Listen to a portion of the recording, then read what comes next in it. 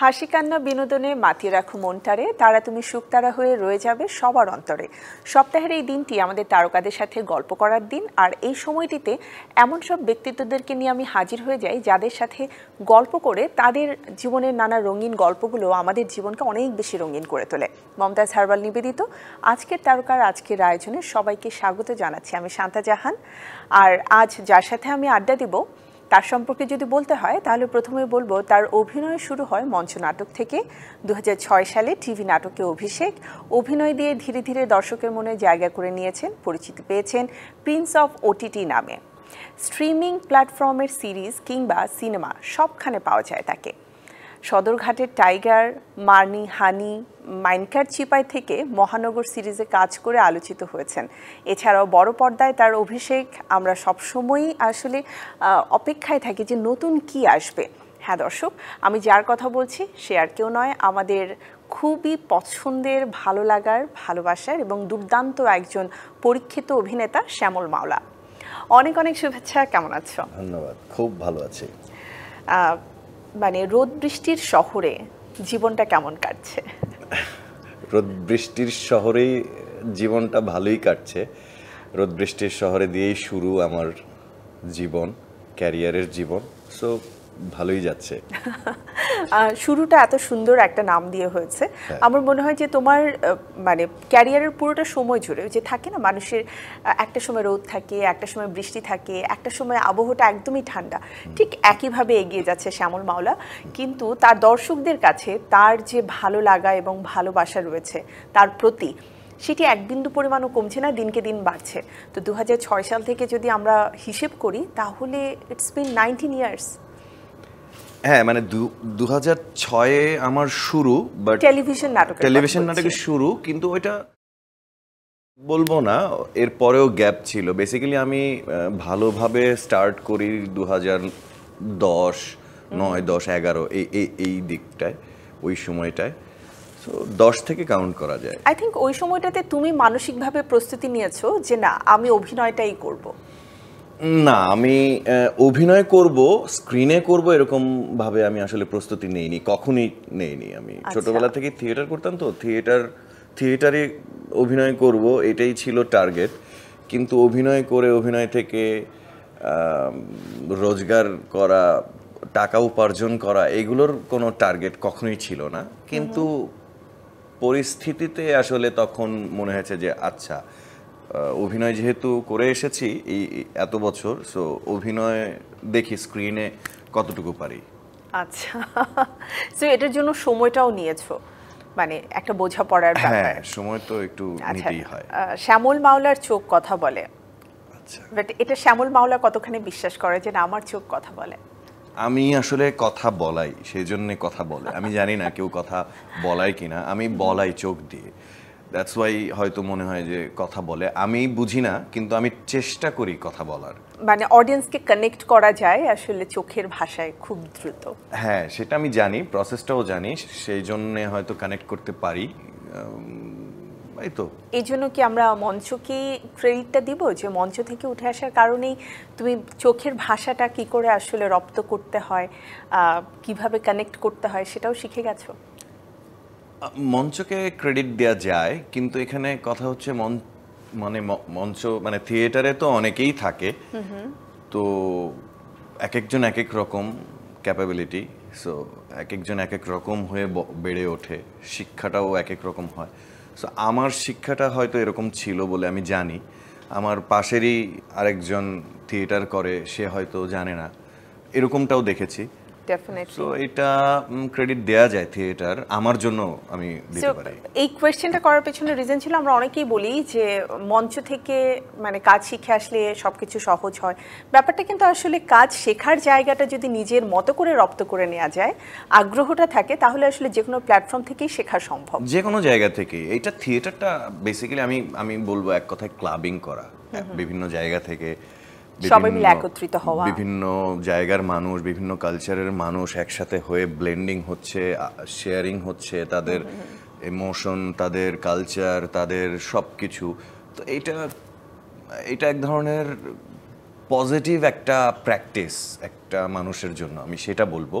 কিন্তু থিয়েটার করলেই সে ভালো অভিনেতা হয়ে যাবে বা ভালো ডিরেক্টর হয়ে যাবে বা কোনো কিছু হয়ে যাবে, এরকম কোনো কথা নেই। এইটা নিজস্ব তার নিজস্ব ধারণ ক্ষমতার ব্যাপার। ডেফিনেটলি। খুব রিসেন্টলি ফ্যাকরা রিলিজ হয়ে গেল এবং আসন্ন ঈদে সবাই মিলে অপেক্ষায় আছে নাদান দেখবে, এবং চমৎকার একটা পোস্টার আমরা দেখেছি যেখানে শ্যামল মাওলাকেই দেখা যাচ্ছে, তার অবয়ব, তার চোখ। নাদান নিয়ে একটু গল্প শুনবো, তার আগে ফ্যাকরার রেসপন্সটা একটু বলো।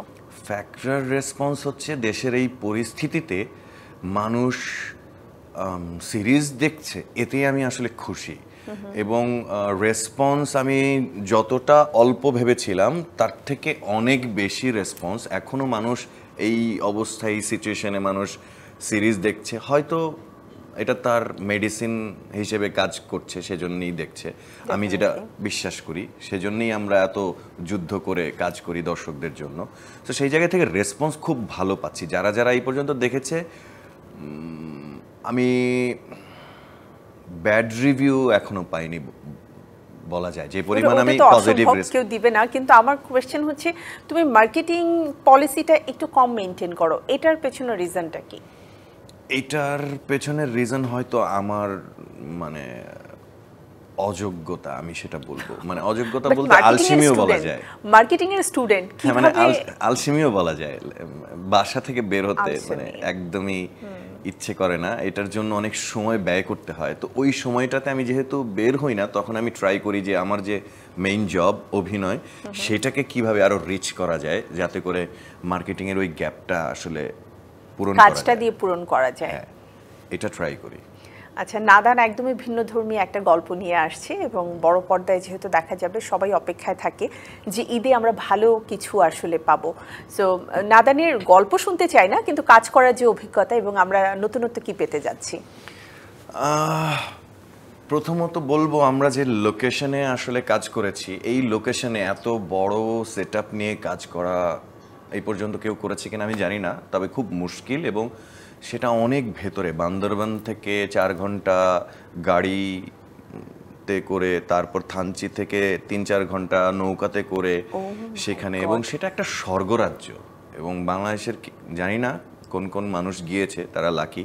আমি গিয়েছি, আমিও লাকি, কিন্তু অনেকেই যায়নি আমি জানি। মানে দার্জিলিং এর মতো ওয়েদার, 5টার পরে জ্যাকেট পরতে হয় ওই জায়গায়। আমি 10-12 দিন ছিলাম এবং এখনো ওখানে কোনো নেটওয়ার্ক নাই, সবাই 90s লাইফ লিড করে ওখানে। খুব দারুণ জায়গা, সেখানে শ্যুট করেছি, দারুণ লোকেশন। ভিজুয়ালি আমরা নাদান সিনেমায় মানে চোখ জুড়ে যাবে দর্শকের, এইটুকু আমি গ্যারান্টি দিতে পারবো ভিজুয়ালি। আর আর মানে আমরা সচরাচর ঈদের সিনেমাগুলোতে যেই টাইপের সিনেমা দেখি, এই নাদান সিনেমাটা আমি আসলে তার থেকে একদমই ভিন্ন গল্প। মানে যেভাবে সিরিজে আমাকে দর্শকরা পেয়ে তারা হ্যাপি, আমি এই ফিল্ম দিয়ে আমি আশা করছি তাদেরকে খুশি করতে পারবো ডেফিনেটলি। এবং মানে তোমার কাছে, তোমার যারা অডিয়েন্স রয়েছে তাদের কিন্তু একটা অন্যরকম প্রত্যাশা থাকে, কারণ আমি দেখেছি তুমি ক্যারেক্টার নিয়ে চ্যালেঞ্জ নিতে পছন্দ করো এবং নতুন গল্পে তোমাকে সবসময় আমরা পাই। সো চলচ্চিত্রের ক্ষেত্রে সবার যেটা আমি বলবো দেখার ইচ্ছে থাকবে, সেটা হচ্ছে বড় পর্দায় আমরা শ্যামল মাওলাকে দেখছি, সো বড় ক্যানভাসে আরো সুন্দরভাবে কিভাবে চরিত্রটাকে ফুটিয়ে তোলা যায়। একটু কি নিজের চরিত্র সম্পর্কে বলবে, মানে গল্প না, চরিত্রটা কোন প্রকৃতির হতে যাচ্ছে? আমি শুধু এইটুকু বলতে পারি যে আজকে প্রয়াত শ্রদ্ধেয় মানে নায়ক মান্না, তিনি যদি বেঁচে থাকতেন, তাহলে আমার নাদান সিনেমার আমি যে ক্যারেক্টারটা করেছি, মান্না স্যার করতেন এই ক্যারেক্টারটা। সো ক্যারেক্টারটা বুঝে নেন, এবং আমি আর কিছু বললাম না, এবং তাকেই আমি আসলে উৎসর্গ করব এই কাজটাতে। সো ক্যারেক্টারটা না বললাম। আমরা বুঝতে পারছি এখানে অ্যাকশন, ক্লাইম্যাক্স, ইমোশন সবকিছুর একটা কম্প্যাক্ট মিশ্রণ আমরা দেখতে পাবো, যেটা আমরা মান্না ভাইয়ের লাস্টের দিককার যে ক্যারেক্টারগুলো ছিল, আমরা প্রত্যেকটা ক্যারেক্টারে কিন্তু সেভাবে দেখেছি। এবং আমি জানি যে মানে মান্না ভাইয়ের হিউজ ফ্যান এই দেশে এখনো বেঁচে আছে, আমি নিজেও একজন।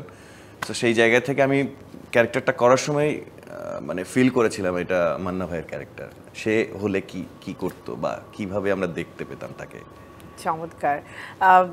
মানব ভাইয়ের সাথে সরাসরি কখনো দেখা হওয়ার সুযোগ হয়েছিল? না, আমি so ব্যাড sad. লাক, কিন্তু আমরা পাশাপাশিই ছিলাম, মানে তার এলাকা আমার এলাকা একদমই পাশাপাশি ছিল, কিন্তু কখনো মানে দেখা হয়নি, সেই সুযোগটা হয়নি। কিন্তু তারপরেও আমি বলবো এত বছর হয়ে গেছে তিনি মানে পরলোকে চলে গেছেন, তারপরেও যে তুমি তাকে মনে রেখেছো এবং চমৎকারভাবে তার প্রতি তুমি শ্রদ্ধা জানালে, এটা আসলে আমাদের ফিল্ম ইন্ডাস্ট্রিতে এখন আমরা খুব কম পাই। আমরা অবশ্যই চাইবো যে আমাদের মানে যে মানুষগুলো আমাদের চলচ্চিত্রকে আসলে বাঁচিয়ে রেখেছিলেন এবং চলচ্চিত্রের মুখ উজ্জ্বল করেছিলেন, তাদেরকে যেন আমরা ভুলে না যাই। কেন ভুলে যাব, মানে কোনো সুযোগই নেই আসলে। এই যে চরিত্রটা করতে যেয়ে তুমি তাকে ফিল করেছো যে আমি না হলে এই চরিত্রটা তার জন্য হতো, এই উপলব্ধিটাই অনেকের মধ্যে আমরা এখন আসলে দেখতে পাই না, যে কারণে আমরা কিন্তু বলি যে আমাদের সেই আগের মানে যে চরিত্রগুলো বা আগের যে নায়ক নায়িকারা ছিলেন বা যে ক্যারেক্টারগুলো ছিল তাদেরকে আমরা আসলে হারিয়ে ফেলছি। তো আমরা আসলে যে অনেক সময় ভুল বুঝি, তার প্রমাণ পাওয়া গেল যে সব বোঝা আমাদের সঠিক নয়। এবারে বলো যে নাদানি কি আমরা মানে রোমান্টিক কোনো গান দেখতে পাবো? রোমান্টিক গান আছে, তবে আমার নেই। আচ্ছা, আমি রোমান্টিক গান আছে, অন্য দিকটায় আছে, সেটাও আছে। আর অ্যাকশন রোমান্টিক বলা যায় পুরো সিনেমাটা, অ্যাকশনটা বেশ আছে। ওকে, সো আমরা তোমার সাথে আরও আড্ডা দিতে চাই, ছোট্ট একটি বিরতি নিয়ে আসি। প্রিয় দর্শক, আড্ডা হচ্ছে আমাদের আজকের অতিথি শ্যামল মাওলার সাথে। আমি আবারও আড্ডায় ফিরে আসবো, কিন্তু তার আগে মমতাজ হারবাল নিবেদিত আজকের তারকা থেকে নিচ্ছি ছোট্ট একটি বিরতি। ফিরছি এখনই। বিরতির পর আবারও স্বাগত মমতাজ হারবাল নিবেদিত আজকের তারকায়। প্রিয় দর্শক, আজ আমরা গল্প করছি আমাদের প্রিয় অভিনেতা শ্যামল মাওলার সাথে। আবারও ফিরে যাচ্ছি আড্ডায়। আমরা দেখেছি দুর্দান্ত একজন নায়ক, সে একই সাথে খলনায়কের চরিত্রে কাজ করছে, এবং আমার কাছে কেন যেন মনে হয় একটু নেগেটিভ ক্যারেক্টারগুলো তুমি খুব এনজয় করো এবং খুব স্ট্রং পার্সোনালিটি থাকে সেখানে তোমার। কারণ আমি পজিটিভ, তো তাই নেগেটিভ ক্যারেক্টার বেশি করতে ভালো লাগে এবং করে মজাও লাগে। যেমন আমি মিশা সওদাগর ভাইকে যদি আমি বলি, সে খুবই ভালো একজন মানুষ এবং তাকে দেখে একদমই স্ক্রিনে আমরা যেভাবে দেখি একদমই আলাদা, আউট অফ স্ক্রিন। ঠিক সেরকম ভাবে আমিও হয়তো স্ক্রিনে একরকম, স্ক্রিনের বাইরে আরেক রকম।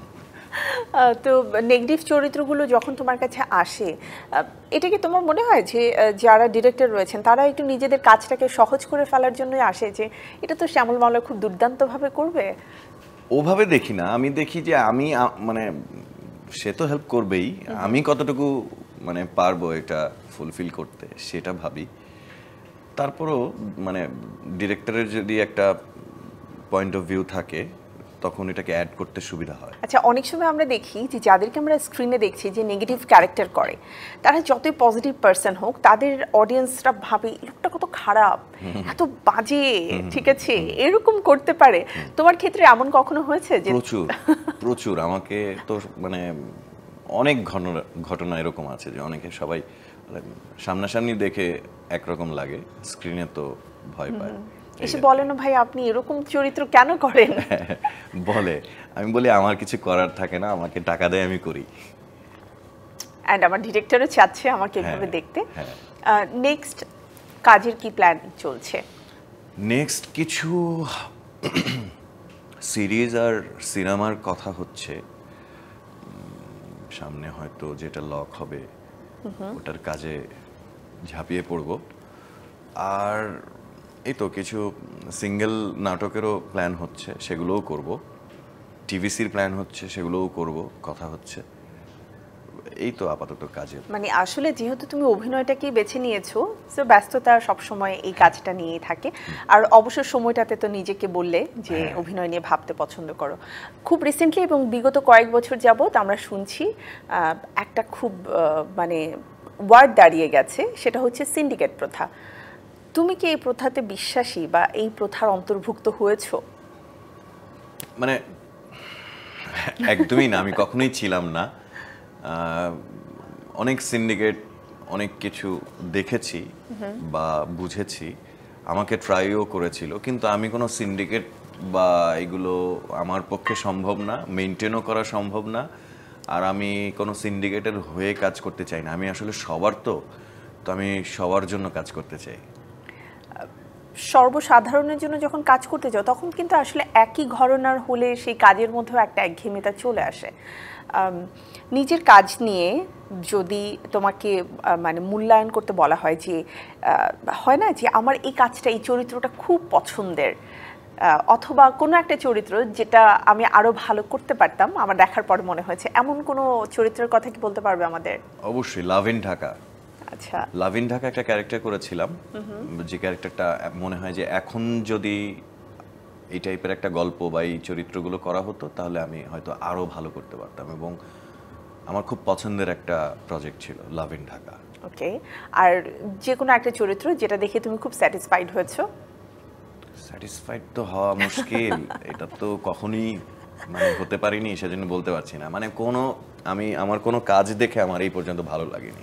মানে এক্সপ্রেশন দেখে মনে হয় ইস, এখানে বোধহয় আমি আরেকটু এটা করতে পারতাম, তাই না? সবসময় তাই মনে হয়। আমি ডিরেক্টরদেরকে দেখি অলওয়েজ তোমাকে নিয়ে খুব এক্সপেরিমেন্টাল ক্যারেক্টারগুলো করতে চায়। মানে কেন মনে হয় যে তুমি এক্সপেরিমেন্টাল ক্যারেক্টারের জন্য পারফেক্ট? কারণ আমিও এক্সপেরিমেন্টাল ক্যারেক্টারগুলো এক্সপেরিমেন্ট করতে চাই, হয়তো তারা এই নিউজটা জানে, তো সেই সুযোগটা হয়তো তারাও কাজে লাগায়, আমিও কাজে লাগাই, দুই পক্ষেরই হয় আর কি। ওয়েল, সো যেহেতু চলচ্চিত্রে এসেছো, এবারে তো একদম পিওর রোমান্টিক অ্যাকশন সব কিছু থাকছে, কিন্তু শুধুমাত্র রোমান্টিক চরিত্রের জন্য যদি বলা হয় সেক্ষেত্রে কাজ করার ইচ্ছা আছে? কেন না, এটাও তো অভিনয়, আচ্ছা, কেন করব না। মানে যে কোনো চরিত্র তোমার যদি পছন্দ হয়ে যায়। আমার তো মনে হয় তুমি খুবই রোমান্টিক। না, ওটা খুব টাফ, মানে রোমান্টিক সেটা হয়তো অফ স্ক্রিন, কিন্তু অন স্ক্রিন সেটা অভিনয়টা চালিয়ে যাওয়াটা একটু মুশকিল, যেহেতু আমার সব ম্যাক্সিমাম চরিত্র পরে হয় ছুরি নিয়ে, না হয় রক্ত নিয়ে, না হয় গান নিয়ে, মানে ফুল হাতে আমি একটা সিকোয়েন্স করব, এটা খুব কম সময় আমার সাথে ঘটেছে, সো এটা আমার জন্য টাফ। আমার তো খুব ইচ্ছে করে যে এমন একটা চরিত্র তুমি কাজ করো যে চরিত্রটা হচ্ছে তুমি অনেক অ্যাকশন ধর্মী চরিত্রই করছো, বাট যখন তুমি তোমার ভালোবাসার মানুষকে ফুল দিচ্ছ তখন তুমি অনেক রোমান্টিক হয়ে যাচ্ছ। হতে পারে ওভার রোমান্টিক। হ্যাঁ হ্যাঁ হ্যাঁ, হতে যে পারে। কিছুক্ষণ আগে তোমাকে আমরা খুব ক্রেজি একটা ক্যারেক্টারে দেখলাম, তারপরে একদম সামনেই একটা প্রজেক্ট আছে এরকম। ওয়াও, সো ওটা দেখার অপেক্ষায় থাকলাম। আর একেবারে শেষ প্রান্তের দিকে চলে এসেছি, নাদানের জন্য অনেক অনেক শুভকামনা থাকবে, এবং আমরা বিশ্বাস করি হলে তো খুব ভালো একটা সময় যাচ্ছে, সো আমরা সবাই মিলে হলে গিয়ে মুভিটা দেখব। তোমার যারা অডিয়েন্স রয়েছে তাদের উদ্দেশ্যে কিছু বলতে চাও? হ্যাঁ অবশ্যই, প্রিয় দর্শক, আপনারা এই ঈদে সিনেমা হলে আসুন, সিনেমা দেখুন।